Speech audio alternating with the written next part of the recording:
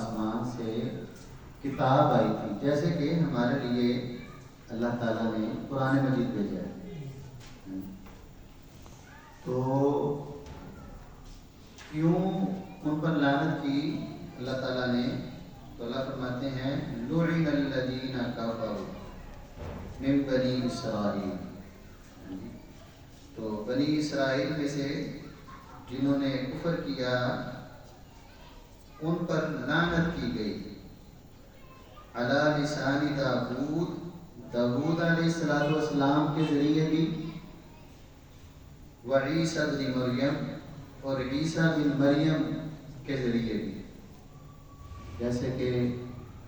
اللہ کے نبی صلی اللہ علیہ وسلم نے بھی یہودیوں اور عیسائیوں پر لعنت فرمائی ہے نا، جیسے انہوں نے اپنے نبیوں کی قبر کو سجدہ گاہ بنایا، تو اللہ کے نبی صلی اللہ علیہ وسلم نے لعن اللہ الیہود والنصارى، اللہ تعالیٰ یہودیوں اور عیسائیوں پر لعنت فرمائی، کیوں؟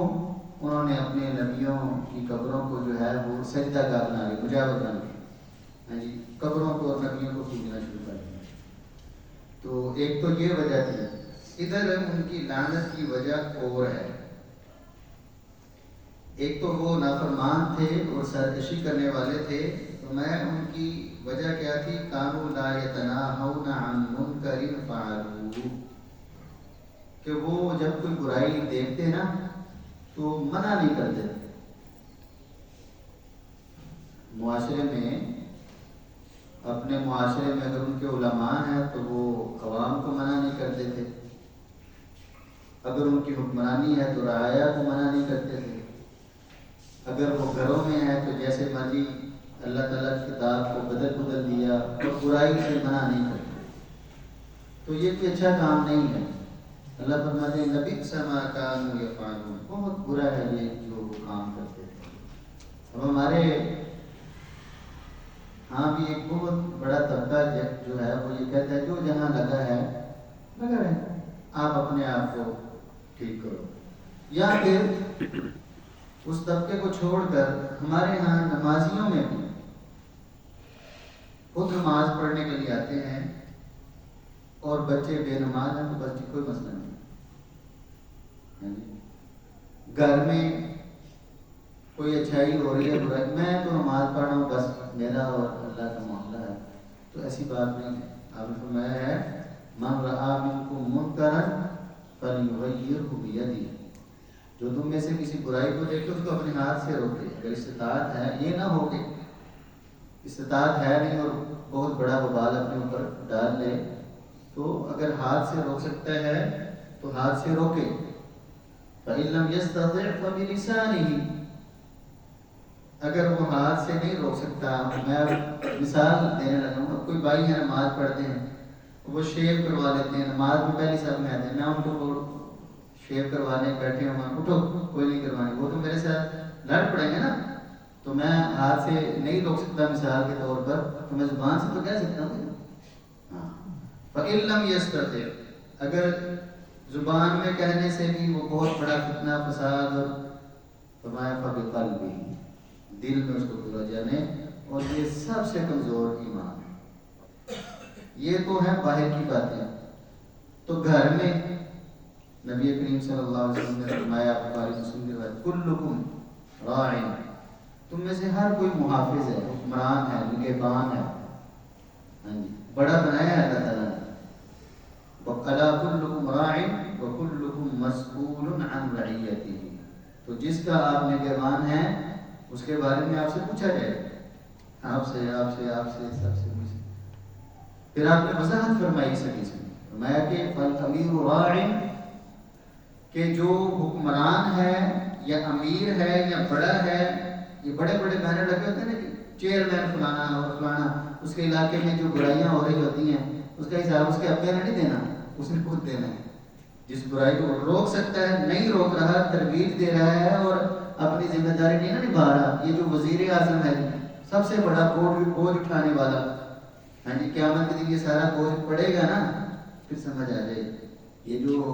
آپس میں آگے بڑھنے اور دنیا حاصل کرنے اور تمغے لینے اور سر پہ تاج رکھنے کے جو شوق ہے نا، یہ قیامت کے دن پورے ہو جائیں۔ تو اللہ کے نبی صلی اللہ علیہ وسلم نے فرمایا کہ فالامیر راع علی رعیتہ فانہ مسئول عنہم، اس سے اس کی رعایا کے بارے میں پوچھا جائے گا کہ کیا بھائی صرف سڑکیں سیدھی کرتے رہے ہو، اللہ اور اس کے رسول کی بات بھی کی ہے تم نے، صرف کرنسی اوپر نیچے گھسیٹتے رہے ہو کہ کتاب و سنت اور شریعت اور عبادت جس مقصد کے لیے پیدا کیا گیا ہے کیا اسلامی جمہوریہ میں کیا کیا بھائی؟ یہ جواب تو دینے پڑیں گے، تو کوئی سمجھے یا نہ سمجھے۔ تو اس طرح اللہ کے نبی صلی اللہ علیہ وسلم نے فرمایا کہ فالرجل راع علی اہل بیتہ، کہ بندہ اپنے گھر والوں پر نگہبان اور محافظ ہے۔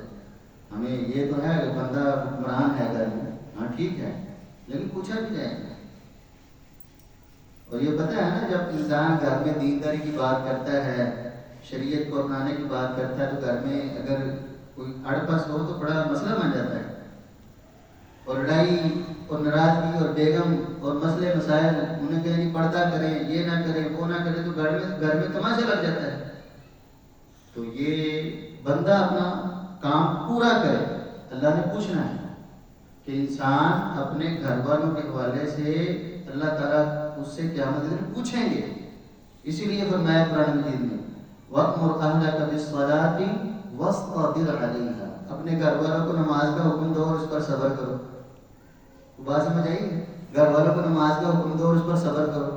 یہ کیسا صبر ہے؟ جب آپ حکم دیں گے، جانچ پڑتال کریں گے بچوں کو، گھر والوں کو نماز کا، تو پھر آگے سے کوئی نہ کوئی مسئلے مسائل جنم لیں گے، آپ کو تکلیف ہوگی، مشقت اٹھائیں گے، اس پر ہمیں صبر کریں، صبر کریں۔ تو بندہ اپنے گھر والوں کا، اور عورت فرمایا راعیۃ علی بیت زوجہا و ولدہ، کہ اپنے بندے کے گھر کی محافظہ ہے، اس کے بچوں کی محافظہ ہے، فَهِيَ مَسْئُولَةٌ عَنْهَا، تو یہ ساری چیزوں کے بارے میں عورت سے نہیں پوچھا جائے گا کہ بندہ گھر سے گیا